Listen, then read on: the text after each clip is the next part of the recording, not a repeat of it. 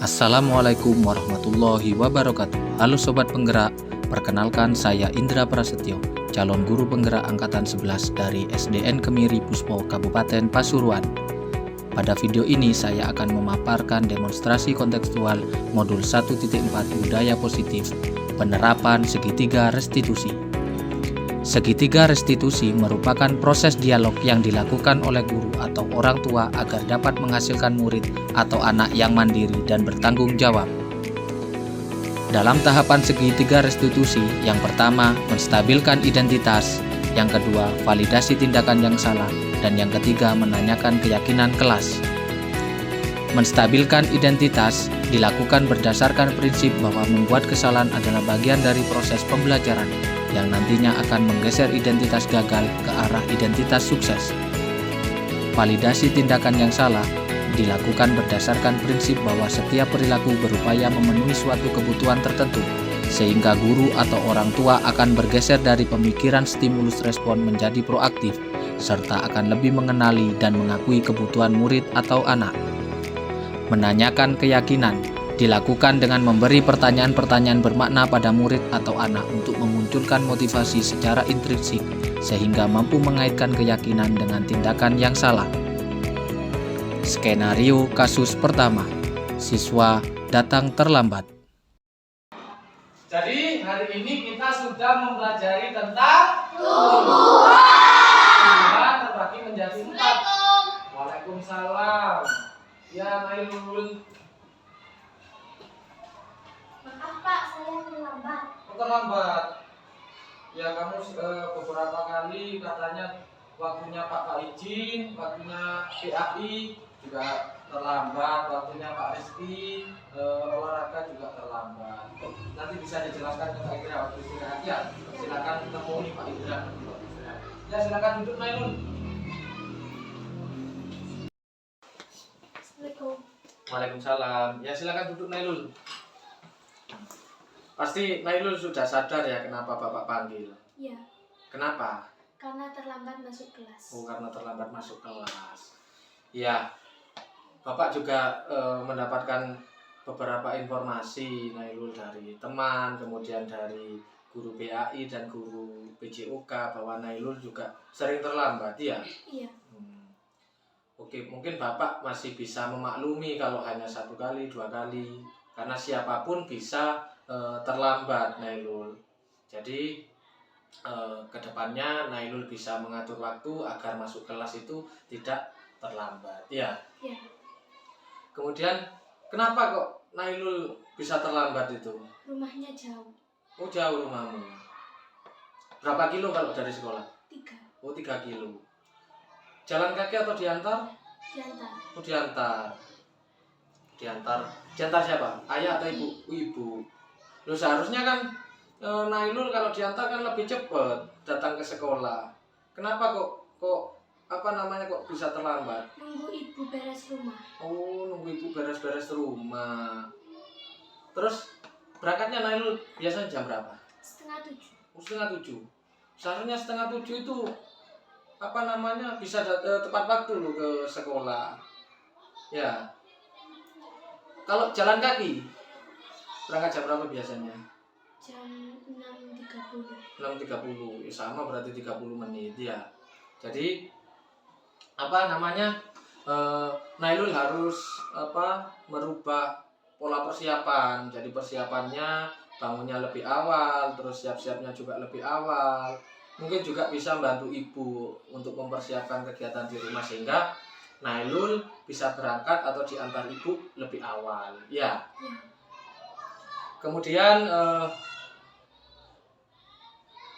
kita kan sudah membuat keyakinan kelas di kelas 6 ya. Mungkin Nailul tahu apa yang dilanggar oleh Nailul? Datang Datang sebelum bel berbunyi. datang sebelum bel berbunyi atau datang tepat Waktu. waktu. Sedangkan Nailul datang terlambat. Terus tahu konsekuensinya apa yang harus dilakukan Nailul ketika datang terlambat? Menyalin pelajaran. Menyalin pelajaran yang Yang tertinggal. tertinggal. Kemudian kemarin waktunya PAI sama PJOK menyalin pelajaran? Tidak. Oh, karena tidak tidak diawasi ya oleh guru PAI dan guru PJOK. Oke, kedepannya saya akan memonitoring atau mengamati Nailul sehingga konsekuensi atau apa yang harus dilakukan Nailul bisa saya lihat dan bisa saya kontrol ya, gitu ya. Jadi solusinya untuk Nailul harus melakukan persiapan berangkat itu lebih pagi, lebih awal, sehingga Nailul juga bisa bantu ibu beres-beres di rumah, sehingga ibu bisa ngantar Nailul lebih awal, jadi tidak telat lagi ya. Ya, siap Nailul? Siap. Nah, kedepannya bagaimana Nailul? Tidak akan terlambat lagi?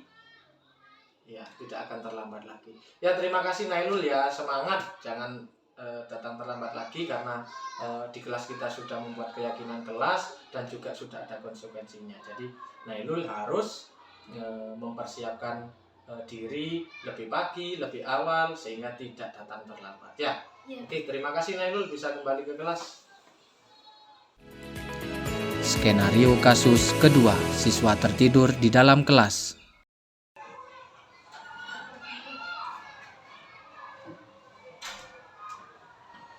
Halo anak-anak. Selamat pagi, bagaimana kabarnya? Luar biasa. Loh, kok ada yang tidur ini? Kan? Kenapa kok ketiduran kamu? Malam saya latihan, Pak. Latihan apa? Latihan. Latihan bandengan. Ya, nanti bisa dijelaskan alasannya kenapa ke Pak Indra ya. Nanti setelah jam pulang bisa menemui Pak Indra. Ya, silakan sekarang kamu cuci muka terlebih dahulu atau wudu. Silakan ke kamar mandi.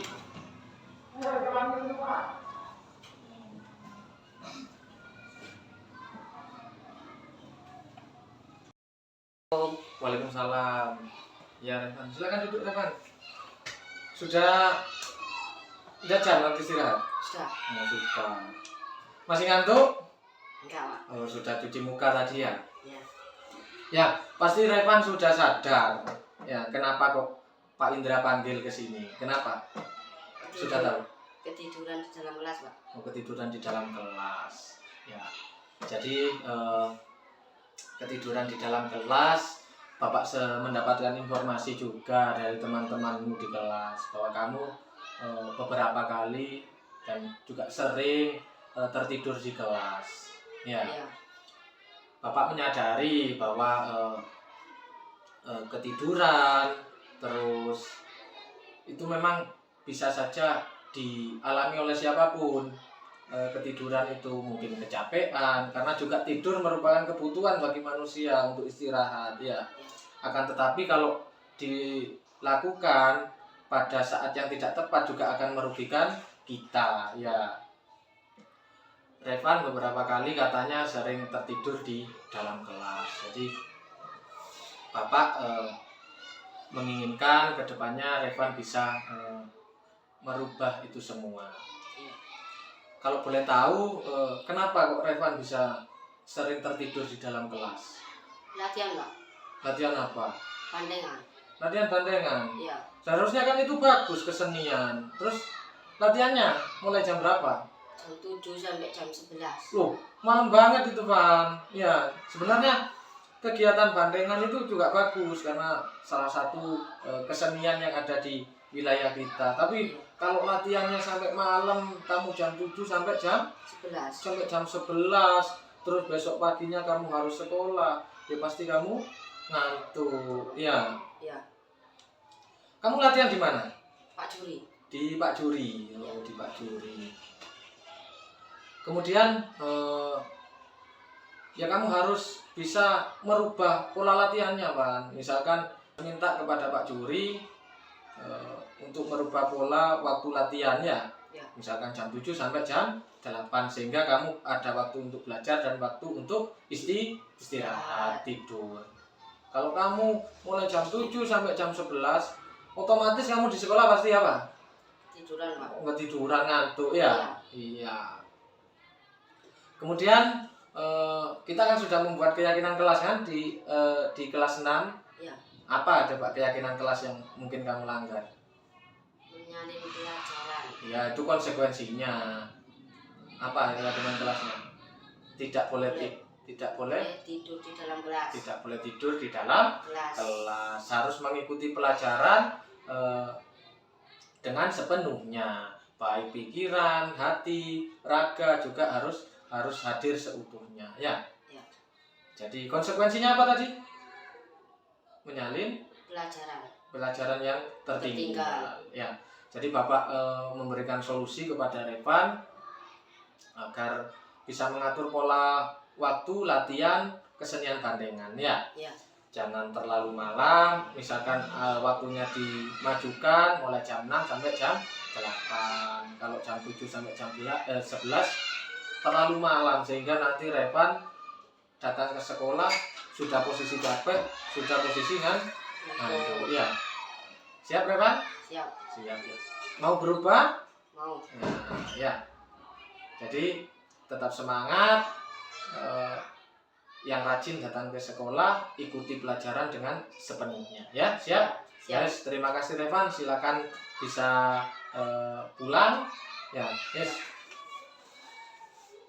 Nama saya Nailul, murid dari Pak Indra di kelas 6. Setelah saya mendapatkan penanganan dari Pak Indra mengenai kasus saya, yaitu terlambat masuk sekolah, saya dapat meluapkan alasan dan permasalahan saya dengan nyaman dan tenang kepada Pak Indra. Saya juga mendapatkan solusi atas kasus atau permasalahan saya.